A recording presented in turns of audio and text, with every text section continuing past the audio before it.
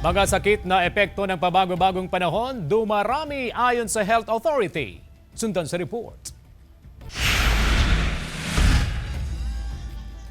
Lumiban sa klase ang grade 5 pupil na anak ni Lilian, residente ng Barangay Bunuan Gazet, Dagupan City. Dinala niya ang 12 anyos na anak sa health center. 3 araw na raw siyang inuubo at sinisipon. 1 ng madaling araw, 1:00, 2:00, parang didiretso yung ubo niya, hindi makatulog. Kaya minabuti ko wong ipa-check up na dito. Ayon sa Health Authority, dumarami ang mga nagkakasakit ng ubot sipon dahil sa pabago-bagong panahon.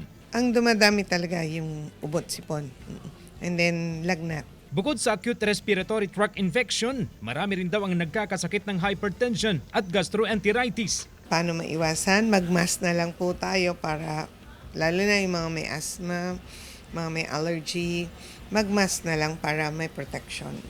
Payo pa ng mga doktor, uminom ng maraming tubig, kailangan may sapat na pahinga at huwag kaligtaang uminom ng bitamina. Yung ubot sipon usually is viral, no?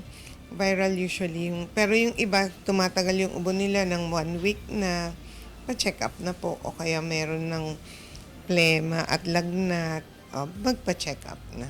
Kasama si Henry Duminsil, CJ Torida, One North, Central Luzon.